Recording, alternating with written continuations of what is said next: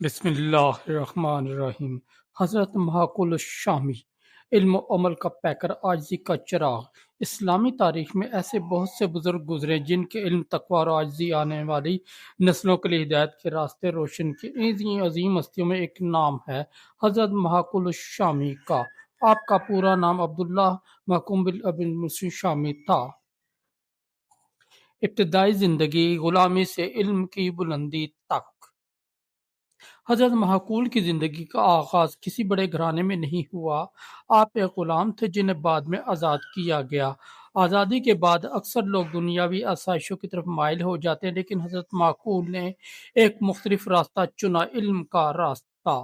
آپ نے عزم کیا کہ اپنی زندگی کا ایک ایک لمحہ اللہ کے دین کو سیکھنے اور پھیلانے میں صرف کریں گے۔ کہا جاتا ہے کہ وہ دن رات کتابوں، علماء اور مسجدوں میں گزارتے۔ ان کا دل علم کے شوق سے لبریز تھا۔ علم کی تلاش کا سفر۔ محقول نے شام کے علاوہ مدینہ، مکہ اور عراق تک کا سفر کیا تاکہ دین کے بڑے علماء سے علم حاصل کر سکیں۔ انہوں نے کئی صحابہ کرام سے ملاقات کی، جیسے حضرت انس بن مالک، حضرت عبداللہ بن عمر اور دیگر جلیل القدر صحابہ۔ ان سے حدیث، فقہ سیکھتے اور ہر بات کو لکھ کر یاد کرتے۔ کہا جاتا ہے کہ ان کی یادداشت بہت مضبوط تھی۔ وہ ایک بار جو سنتے اسے ہمیشہ کے لیے ذہن میں محفوظ کر لیتے۔ ایک روایت کے مطابق انہوں نے ہزاروں حدیث حفظ کر رکھی تھی اور حدیث کے ساتھ اس کے راوی کا نام اور پس منظر بھی یاد رکھتے۔ عبادت، زہد اور خوف خدا۔ حضرت محقول صرف عالم نہیں تھے بلکہ عبادت گزار بھی بہت تھے۔ رات کے پچھلے پہر جب ساری دنیا سو رہی ہوتی وہ رب کے حضور سجدہ ریز ہوتے، ان کی آنکھوں سے آنسو بہتے اور لبوں پر دعائیں ہوتی۔ وہ اکثر روزے رکھتے، کم کھاتے اور دنیاوی خواہشات سے دور رہتے۔ ایک مرتبہ کسی نے ان سے پوچھا، اے عبداللہ، اپنے آپ اتنی زیادہ عبادت کیوں کرتے؟ تو آپ نے فرمایا، مجھے خوف ہے کہ یہ علم مجھے غرور میں مبتلا نہ کر دے، اس لیے عبادت کے ذریعے میں اپنے نفس کو قابو میں رکھتا ہوں۔ یہ جملہ ان کے زہد و اخلاص کی گہرائی کو ظاہر کرتا ہے۔ علم و فقہ میں مقام۔ حضرت محقول شام کے بڑے فقہا میں سے تھے۔ ان کا شمار ان علماء میں ہوتا جنہیں فقہائے شام کہا جاتا تھا۔ بعض روایات کے مطابق شام کے 7 بڑے فقہا میں شامل تھے جنہیں فقہائے سبع بھی کہا جاتا تھا۔ ایک عالم نے فرمایا، اگر محقول مدینہ میں ہوتے تو ان کا شمار امام سعید بن المسیب کے ہم پلہ علماء میں ہوتا۔ یہ جملہ ظاہر کرتا ہے کہ علم کے میدان میں ان کی گہرائی اور بصیرت کتنی بلند تھی۔ وہ مسائل شریعت کو نہایت حکمت اور دلیل کے ساتھ بیان کرتے۔ لوگ دور دور سے آ کر ان کے پاس سوال کرتے اور اپنی نہایت تحمل اور نرمی سے جواب دیتے۔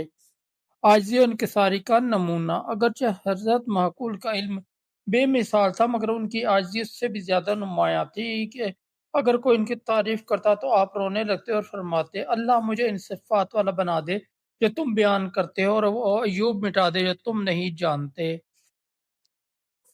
وہ ہمیشہ اپنی گفتگو میں نرمی اور تواضع رکھتے۔ اگر کسی عالم سے اختلاف بھی ہوتا تو بڑی محبت سے فرماتے، میرا خیال یہ ہے کہ لیکن اگر تمہارے پاس اس سے بہتر علم ہے تو اللہ تمہیں جزائے خیر دے۔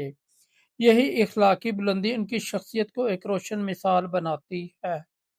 نصیحتیں اور اقوال۔ حضرت محقول نے کئی اقوال آج بھی اہل علم کے لیے مشعل راہ ہیں۔ انہوں نے فرمایا، علم وہ نہیں جو زبان پر ہو بلکہ علم وہ ہے جو دل میں اتر جائے اور عمل میں ظاہر ہو۔ ایک اور موقع پر فرمایا، جس نے علم حاصل کیا مگر اس پر عمل نہ کیا اس نے خود پر حجت قائم کر لی۔ یہ اقوال ہمیں یاد دلاتے ہیں کہ علم کا مقصد صرف جاننا نہیں بلکہ عمل کرنا اور دوسروں کو فائدہ پہنچانا ہے۔ عبادت میں خشیت الہی۔ حضرت محقول کی راتیں قرآن اور عبادت میں گزرتی تھیں۔ ایک شاگرد نے بتایا کہ میں نے محقول کو رات کے آخری حصے میں دیکھا کہ سجدے میں روتے ہوئے کہہ رہے تھے، اے میرے رب، میں گناہ گار ہوں لیکن تیری رحمت مجھ سے زیادہ وسیع ہے، اگر تو مجھے معاف نہ کرے تو میں تباہ ہو جاؤں گا۔ یہی ان کی بندگی اور خشیت تھی۔ علم کے باوجود وہ اپنے آپ کو ہمیشہ اللہ کے سامنے عاجز بندہ سمجھتے تھے۔ انصاف اور احتیاط۔ وہ فتویٰ دینے میں بہت محتاط رہتے تھے۔ ایک شخص ان کے پاس مسئلہ پوچھنے آیا۔ آپ نے جواب دینے سے پہلے فرمایا، اگر میں جواب غلط دے بیٹھا تو کل قیامت کے دن اللہ کے سامنے کیسے پیش ہوں گا؟ پھر انہوں نے تأمل کے بعد بڑی تحقیق سے جواب دیا، یہ واقعہ ظاہر کرتا ہے کہ وہ علم کے ساتھ جواب دہی کا خوف بھی رکھتے تھے، جو ایک حقیقی عالم کی پہچان ہے۔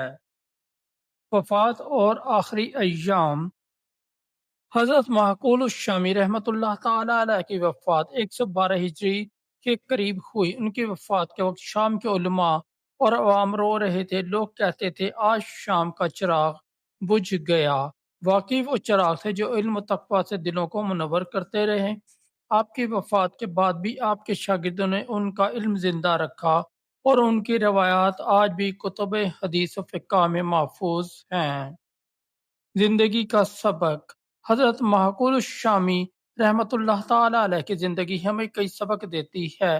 علم حاصل کرنے کے لیے قربانی دینی پڑتی ہے۔ عبادت اور عاجزی علم کو نور بناتی ہے۔ علم بغیر عمل ایک خالی درخت کی مانند ہے۔ دنیاوی مقام سے زیادہ آخرت کی کامیابی اہم ہے۔ ان کی زندگی ہمیں یہ پیغام دیتی ہے کہ انسان چاہے غلام ہو یا بادشاہ، اگر وہ اللہ کے دین کی خدمت میں لگ جائے تو اللہ اسے عزت کے بلند مقام پر فائز کر دیتا ہے۔ اختتامی پیغام: حضرت معقول الشامی کے الفاظ آج بھی ہمارے دلوں میں گونجتے ہیں۔ میں نے اس لیے حاصل نہیں کیا کہ لوگ مجھے امام کہیں، بلکہ اس لیے کہ جہالت سے بچ سکوں اور اللہ کو راضی کر سکوں۔ یہی جملہ ان کی پوری زندگی کا خلاصہ ہے۔ ان کی زندگی ایک روشن پیغام ہے کہ علم کا اصل مقصد اللہ کی رضا بندگی اور عاجزی ہے۔ دوستو، اگر آپ کو ہماری سٹوری اچھی لگی تو ہمارے اس چینل کو سبسکرائب کر کے اس ویڈیو کو لائک اور دوستوں کے ساتھ شیئر کر دیں۔ بہت شکریہ۔